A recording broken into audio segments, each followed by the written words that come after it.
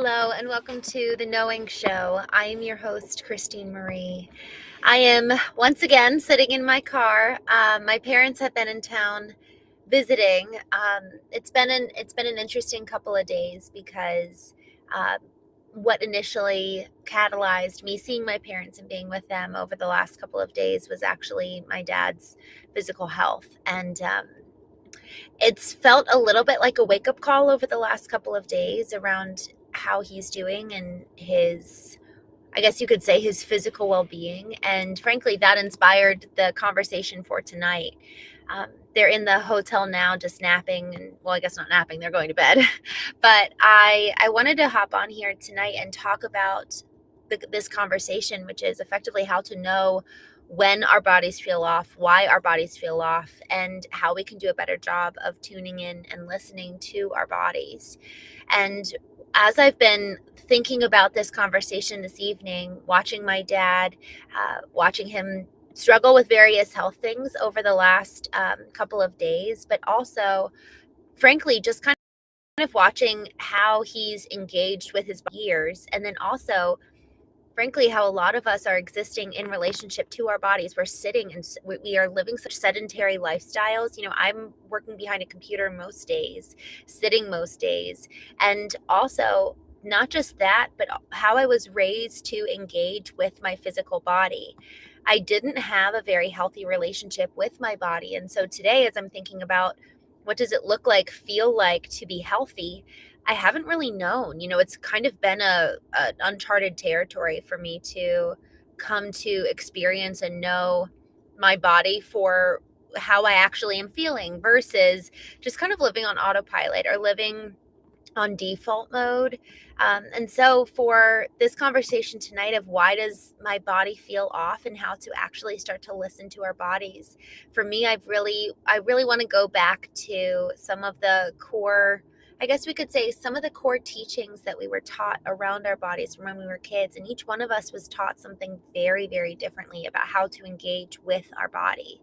And it's so important that we go back to the genesis. This, like everything else, is the question of follow the yellow brick road down to moments in our childhood where we were taught how to think about our physical body, taught how to think about like literally, and I really mean physical body, because men and women both have a lot of narratives wrapped up in how they were taught to view themselves. And for women and men, there's actually been a lot of shame, even though they're very different kinds of shame. But I've talked to men who, I've hosted men's retreats, I've hosted all women's retreats, and there's been a consistent shame around the physical body that both men and women have experienced. And so I'm not sure if, frankly, in the chat, normally we'll get pretty active and talk a lot here in the chat. And so I just am curious if people will feel comfortable sharing tonight some of the things and narratives that they were told about what to believe about themselves. And maybe tonight's going to be somewhat more quiet because this is a topic that's really challenging. This is a topic that there's a lot of embarrassment and shame around. And when we feel shame, we don't want to talk about it. And so, Emily, I'm so glad you're here. Thank you so much for joining. Rem, y'all, this conversation tonight, I would love for it to be kind of an open floor. I'd love for us to be brave and experience just community around this conversation around our bodies. And when I'm talking about our bodies, I'm not talking about the sexualization of it. I'm talking about the health of it. And because there has been so much sexualization and even romanticism around our bodies, that I think that has deterred us from being able to talk honestly about our physical health. And we get healthy for some reason that's kind of very sexual, rather than, no, I want to actually be healthy and strong and able to engage with the world and experience the world to the fullest that I possibly can. Just this morning, I was in Sedona with my parents and I was watching my dad. Man, I didn't even realize the emotions I felt around this until I started going here. So I'm standing there with my dad, and we're standing at like the bottom of this beautiful red rock canyon, and he's wanted to go here for 30 years. But because he hasn't really been taking care of his physical body. He's standing at the bottom of this like beautiful canyon, wanting to go up it, and like I just see like a little boy in him. His eyes are big, and he's looking at this canyon, and he physically cannot walk up this mountain because he hasn't been taking care of his body to the way that he's needed to prepare him for this moment. And there was something rather devastating about watching him, this wonderful man that I love and respect and admire so much, that now I feel like I'm at the point where I want to give him the world. Like, he gave me the world in so many ways, and now I want to give him the world. And so much of his ability to engage with life right now is 100% his choice on how he chooses to be healthy or not. And I can't control any of that. I can't make any of those choices for him around the decisions of working out and eating certain ways. And he's healthy for the most part, but it's just because he's sitting so much doing all these sales proposals and driving between job sites and working so hard, but not prioritizing the health that is necessary for him to then be able to maintain strength, literally strengthen his legs, and so then if you trip or anything, you don't have the strength in the muscles and in the bones to be able to recover quickly. And so because he's been working so faithfully and pursuing such excellence with his work, his physical health has taken a toll for that. And now we're in Sedona, his dream place. He's 65, not old. He's standing at the bottom of these red rocks, and he like had to hold my mom's hand and like kind of limp up to get to the overlook. And y'all, I think that we need to be spending more time talking about this. Why does my body feel off? Why do I not feel healthy? Why do I not feel strong? What am I eating? What am I nourishing my body with? What's the quality of the water that I'm drinking? Am I actually getting enough steps in the day? Am I actually moving to the point where my body is maintaining strength and dexterity so that I don't get hurt? And not just so that I don't get hurt. The goal isn't that we do these things to maintain a neutral baseline of, I just don't want to get hurt in life. But man, it's to enjoy it and engage with life with a fervor and a passion and an ability to live a visceral life. So much of the Knowing Show is about how to turn on our intelligences and activate our full body, our mind, our emotions, and then now our physical body, so that we can enjoy the fullness of life. So I just want to take a quick moment and hop into the chat. OCD said, so sad, my dad got weak. Too. Our pillar of strength as children ends up withering away. It's so true. And that doesn't have to be the case. That doesn't have to be the end of the story, And so, C. Martin Love, hi, I'm so glad you joined earlier today, by the way. It was so good to see you. Learning to feel your body involves deep interoception, the sense that allows you to understand internal signals like hunger, heart rate, and emotions. I love that. I actually have not looked into interoception, so I need to study that. But effectively, you're saying it's the sense that allows you to understand the internal signals like hunger, heart rate, and emotions. Y'all, that's so good. Do we even have a thumb on the pulse of, am I even hungry? What's my heart rate? And really knowing not just our emotions, but literally physical signals of, I need to take care of myself. Am I tired? It was really interesting today watching my dad struggle physically. I actually started to react emotionally. I started to get angry, and I felt this anger rise in me. And in that moment, I was like, okay, I need to take a step back, because I can't force him to go get an MRI. I love him. And so there's love, yes, motivating my emotion towards him, but there's also a lot of fear. I'm afraid that at any point he could fall and break something, or, get into a pretty bad situation. And so that was really important for me to recognize, okay, there's love here, yes, but there's also a lot of fear here. And in that moment, another thing that I realized, that my emotions were actually heightened because physically, it was like 1:00 at that point, and I actually hadn't eaten yet that day. I was fasting this morning. And so I was I guess you could say it was easier for me to get upset on an emotional level, because physically I was also depleted of nourishment. And so there's such an integration, I guess you can say, of our physical well-being, our emotional well-being, intellectual well-being, it's all tied. It's all connected. There's a book called The Body Keeps a Score, and we talk about how our body physically remembers trauma, but our body also physically remembers moments in time when we have engaged with food in a healthy way and when we haven't. And the narratives that we tell ourselves around food, around movement, all of those things that are necessary for us to be well, if we've got a narrative around it where we have been, frankly, one of those things, let me give an example, is I'm working out to look a certain way so that other people will perceive me a certain way.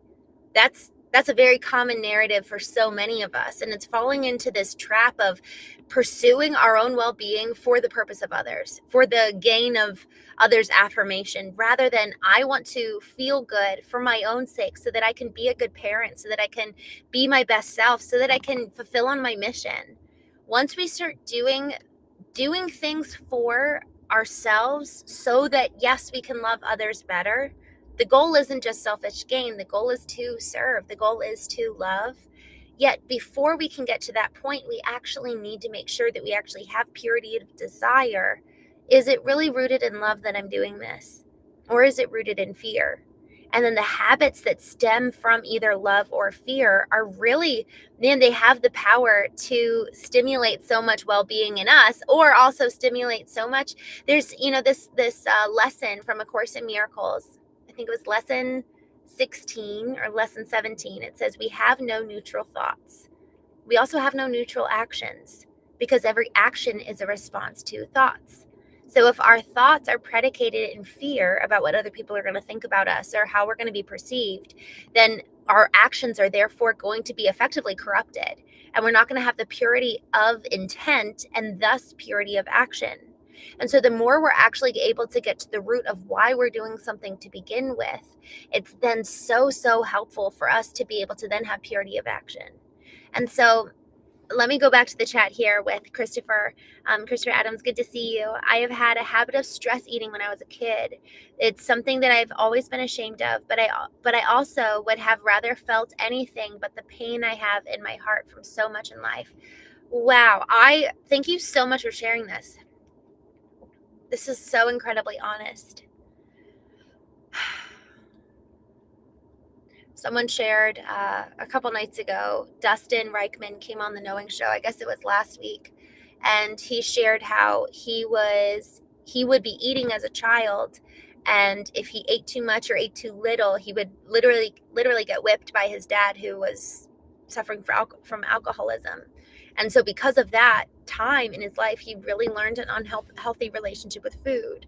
And so it's so interesting, because those moments in childhood really do shape and form our engagement in the way that we show up literally at the dinner table today, or the way we show up in the gym, and the thoughts that we have that are so deeply subconscious. But to your point, I would have rather felt anything but the pain that's in your heart. You know what I mean? And so there's something around actually the form of self-punishment, or the form of self-flagellation, or some other different distraction from the inner pain, whether it's grief or maybe it's shame in a different regard that manifests through an unhealthy relationship with food.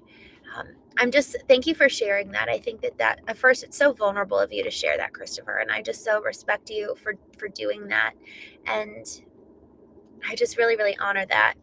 I think that that's exactly why we need to be having these conversations.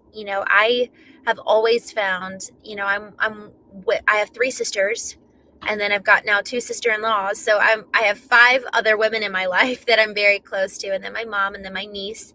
And then my niece, she's 11 now. When she was 4 years old, I walked into the bathroom at my sister's house while my niece was getting ready, and she was brushing her hair, and she's got this long, beautiful hair when she was a little girl. And she's brushing her hair, and she's 4, and she puts down her brush, and she looks in the mirror and she says, I'm having such a bad hair day. And it made me realize how even these littlest ones are listening to us and watching us, and they're learning how to think about their physical body by way of our example. And so it's really, really important that we do go back to childhood and analyze what was modeled for us about how to engage with our physical body. What was modeled for us about the narratives that we have about it to begin with? Not just how was our body treated in terms of how our parents treated their own body, but also how did our parents talk about their bodies? How did they talk about our bodies? So what was modeled for us, and then what was the treatment we received? And in that kind of like lateral engagement of them engaging with their body, but then also them passing it down to us, guys, we've inherited so much. So then this question of who do I want to be extends also to how do I want to engage with my body? What does health look like for me? What does physical health look like and sound like for me? What does it look like to be free when I eat? And one of the things, I was in Italy for a couple of months last year, and I was really practicing being conscious, awake while eating. And it's one of those things, at first blush, it's like, why does that matter? Y'all, we eat. So much of our life is spent eating. So much of our life is spent sleeping. Nearly 50% of our entire lifespan is dedicated to our physical body, sleeping, eating, pooping, peeing, and working out or some kind of movement. So if we're not consciously aware of the type of body that we want to have, the type of health that we even define as health, man, that's 50% of our life.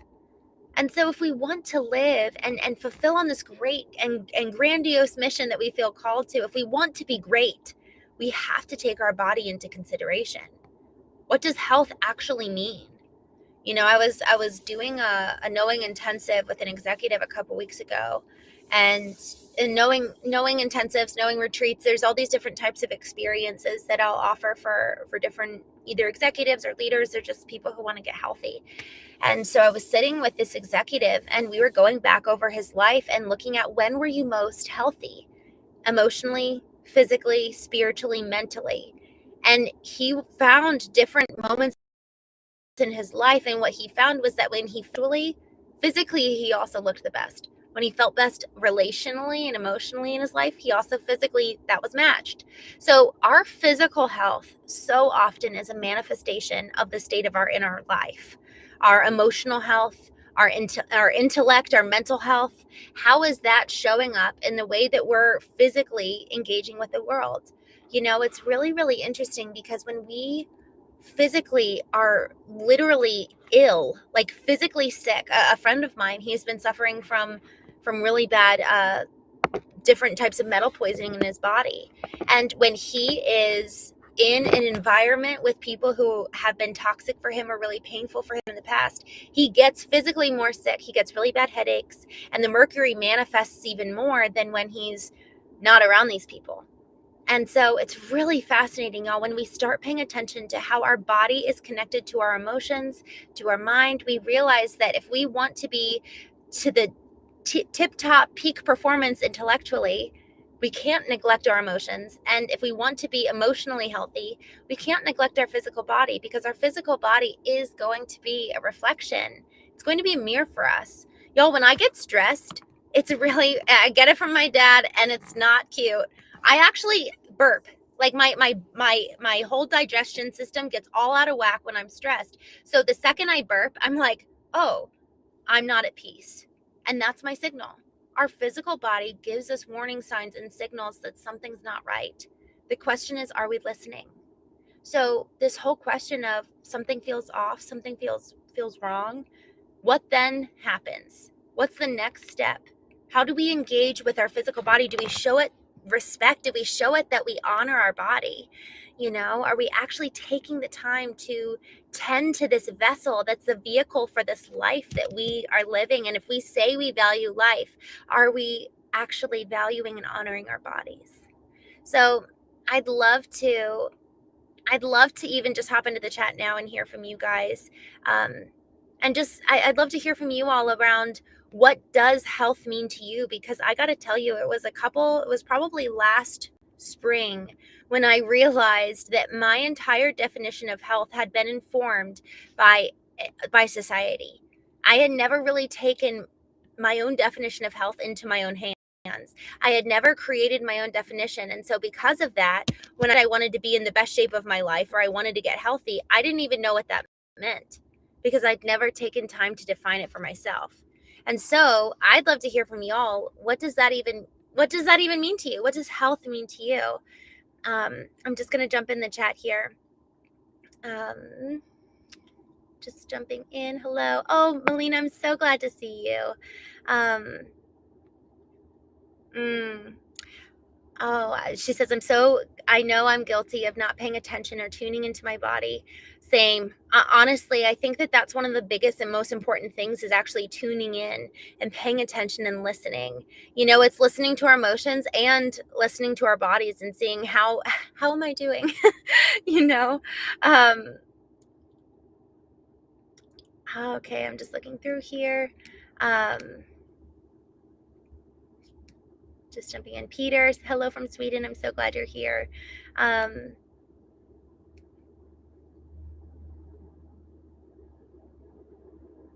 just curious. Okay.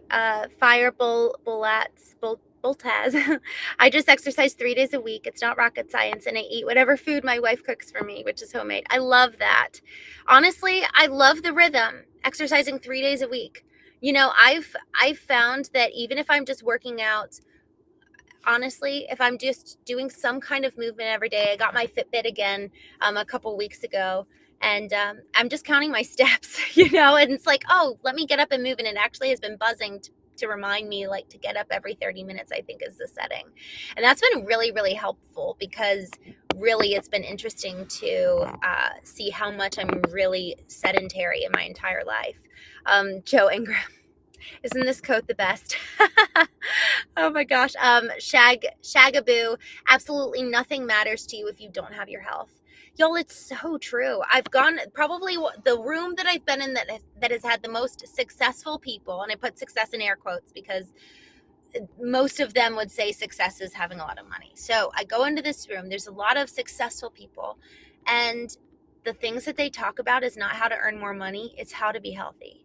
These are people who have made it, right? The people who, and I put made it in air quotes, because now once they've got all the money in their bank, they realize how they don't have their health to match it. And y'all, how do we make sure that we don't end up in our life where finally we have all the money and we don't have the body to enjoy it? We don't have the health to enjoy it. And so this question of why does my body feel off? Am I even honoring it in the first place? My mom did this exercise because the way we were raised was to look at our body with, frankly, a lot of shame. I grew up in a really Christian conservative environment where our bodies were to just be kind of covered up and ignored. And it was like something that wasn't good. Like I just had a very negative view of just my physical body. I didn't view it as something to be honored and something to be tended to and a temple of God. Because if I really believe that God is in it was a Course in Miracles the other day, and it says, God is in my mind. Man, if God is in my mind, then what else am I filling my mind with? Because I want to keep that sacred and pure. If God's in my heart, in my mind, I want to keep it an honorable place. And so if I believe that I am made in the image of God, then why don't I actually take the time to think about my body and take care of it? And my mom is in this school right now where she's kind of learning some new ways of thinking. And I'm so proud of her. I'm so proud of her. She's 59 years old and really willing to effectively reprogram some of these old ways of thinking that have just been really damaging. And she looked in the mirror. She said that they had her look in the mirror for, I think she had to set her alarm for like 5 minutes or something. And she just had to look at herself in the eyes and like look at her face and her hair. And she told me that she just sat there and cried for like 20 minutes because she said, I never have looked at myself.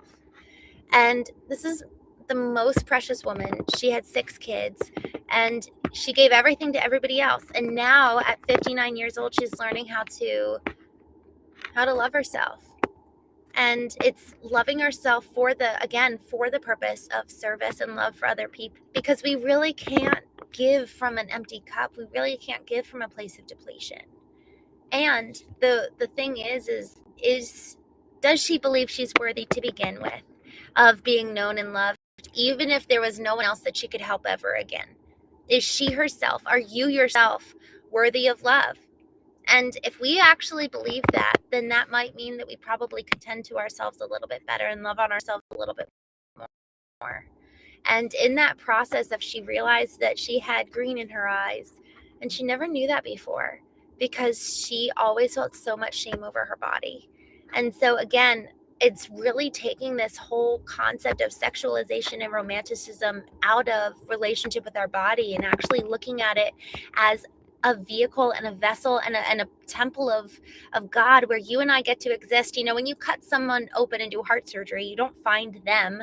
We are not our body, but it's also this thing that we get to steward. That's the house and home of our mind and spirit and emotions. And in this place we exist. And what a blessing that is. What a blessing to have, minds that work, and for some of us, eyes that blink, and some of us, hands that move. Others of us don't get to do that. We've had some folks on here before where, they can't walk, or they are, from the neck down, they can't move. We're so immeasurably blessed to have eyesight, to be able to speak, to be able to listen and hear and see this beautiful world that we live in. And for those of us who can't see, to be able to hear. For those of us who can't hear, be able to speak. For those of us who can't speak, be able to walk. It's just, there's so many aspects of our physical body that we have something to be grateful for. But if we don't take the time to truly take responsibility and be a steward of our physical body, we're missing out on this piece that is such an important puzzle to the whole. If we want to live great, if we want to live lives on a mission, doing something that is beautiful and why we're here to begin with. And so if we want to actually live a bold and courageous life, if we want to go into the arena like Theodore Roosevelt talks about in his speech from 1912, if we want to live a life where we're really, truly doing something exquisite, then it is required of us to consider the vessel that we're doing it with. I have this little fruit fly in the car with me. That's always fun. I'm just going to jump here in the chat. All right, I'm just checking in here. I love that. Chagaboo, I thank God for my health and I'm grateful to him for it. I love that. Money, relationships, possessions, none of that matters if you're sick. We take it for granted completely. Oh, Davey, hello from Scotland. I'm so glad you're here. Zenjamin, supplements only work if you take them. Organize, make a meal plan, keep it up. Results happen after months of consistency. I'm glad that you talked about supplements. When we're talking about it, the nuance of actually how to be healthy and what does that look like, working out on a rate. And in working out, I think that all is dependent on what kind of our definition is. I want to live a life that's more so oriented outside, taking calls on while I'm walking rather than on the phone. I actually bought one of my employees a walking desk so that she could, have a meeting but be able to walk. And I want to take meetings where I can walk outside and actually just take a break and do 10 push-ups and just literally be moving. And again, living life outside. I was talking to my best friend, and we were talking about how we don't want our lives so focused on food. Instead of having people over to eat a meal with us, let's go on a walk with people. Let's actually just incorporate movement into our lives. And so I'm still early on in my journey of how to do this, but one of the most important ways that before I could even think about what do I want my body to look like, feel like, I had to understand where had I mishonored my body, or dishonored it rather. And I had really dishonored my body in romantic relationships. I was married, and I didn't honor my body. And it wasn't anything to do with my husband at the time. Not at all. It had everything to do with me. I never took the time to listen to my body and realize when I did feel respected, when I didn't feel respected. I didn't honor my body with food. I would eat too much and I wasn't stopping when I was full. I would dishonor my body by honestly not working out consistently and tending to it. I didn't honor my body when I ran my marathon and my back gave way at mile 16 and I kept running. So there's just different points where we haven't honored our bodies. And until we take ownership for it, recognize the unhealthy thought patterns around it, can we then begin reparation? and begin effectively creating a new relationship with our bodies, begin to heal what has been damaging. I really believe that our bodies, we have a lot over it more so than we realize. We have control to love on our bodies and heal our parts of our bodies that maybe we haven't realized. And I'm still kind of learning how to do this, but I just know last year I had a really bad headache at Christmas. And instead of just taking medicine for it, I actually sat with the headache and I focused on my headache and I closed my eyes and I breathed into the pain that I felt in my head. And as I breathed out, I actually felt my headache kind of dissolve and it went away. But so often it's pop a pill and make yourself feel better rather than, oh, I wonder if I can actually take time to listen to what my body might be trying to tell me. Is something wrong? Is my body feeling off because there's actually something that's not right? And this is how my gut is getting my attention. So there's just so much more nuance when it comes to our body than the sexualization that culture has made it out to be. There's so much more about our body than just popping a medication or popping a pill to make get instant gratification. So if we're willing to do the work, if we're willing to sit with it, if we're willing to listen and not just maybe even plug it into ChatGPT, but really be curious and listen to what our body has to tell us, the body keeps the score. It does in so many ways of past trauma, of past narratives, of how effectively we've been able to tell us how we're supposed to feel, what we're supposed to like. And if we were to take radical responsibility and ownership over our own bodies, treating it as something that we are to steward, what would happen? How would we show up? What kind of confidence would we have? How would we maybe roll our shoulders back? And how would we maybe literally physically feel if we were to start taking radical ownership of this body and this vessel that is ours? Just jumping back into the chat. Shagaboo,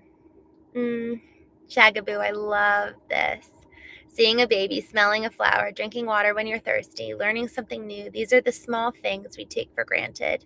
All good things come from above. I would not lie to you. I love this.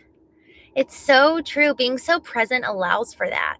I'm so glad that you brought that up because honestly, y'all, there's so much beauty. There's so much goodness. And if we're rushing through life and we're not actually being in our physical body, and I mean actually being in our physical body, when's the last time you actually looked at your hands? When's looking at the lines and even the wrinkles on our faces? I'm getting wrinkles here because I'm 32 years old and I'm just getting older, and all the lines and wrinkles and imperfections that we're constantly trying to cover up and hide, maybe they actually tell a story. Maybe they're part of our experience. Maybe they're a part of what makes you and me unique, rather than trying to look and sound like everybody else. Maybe this is a part of our story, and our story would not be so impactful if it sounded just like the person next door. So if we were to really own our experience and own our story, I think that requires us to own our physical body too. Because if we're not taking our physical body into the intelligence of the system that we have going on inside of us and understand how that is an integral part of the picture, we really are silencing a part of our intelligences, a part of our data points, part of access to what our bodies know. Just looking here in the chat. Polex, thank you. Thank you for joining. Y'all, I am going to hop off now. Thank you all so much for joining. I'm going to be live again tomorrow morning at 8:30 a.m. Eastern to move through A Course in Miracles, lesson 33 on February 3rd. So I'm excited to see you all tomorrow. I'm going to hop over to the Foundation First podcast, or it's not a podcast, but I'm going to go live over there, Foundation First Marketing. That's where I talk all things branding, business, marketing. So if you want to come join me, I would love to have you. I'll drop the link here in the chat, but it's very different than this episode and this show. It's all business. So come on over and join me if you'd like. But in the meantime, thank you so much for joining me. Y'all, our physical bodies, there's so much here. There's so much here for me that I'm still really working on learning. And I think for the most part, we have to recognize where we've come from. What are the narratives that were told to us about our physical body? What was modeled for us? How are we taught to engage with our physical bodies? And what does healing actually look like? When have you felt most healthy and most strong? What were you doing? What were you thinking about your body? How did you look at your body compared to other people? And what does it look like for you to move into health today so that, again, why are we doing this? So that we can be the greatest and most beautiful and potent version of ourselves, because each one of us is here for a reason. Each one of us has a call over our lives. Each one of us has a mission and people for us to love on. So with that, thank you so much for joining. Shagaboo, thank you for sharing so much tonight. It was so good to hear from you. I will see you either over at Foundation First Marketing here in a few minutes when I go live, or I'll see you tomorrow morning at 8:30 a.m. Eastern. And I also will be going live again tomorrow night at 8:30 p.m. Eastern. So with that, thank you all so much for joining me, and I'll see you soon.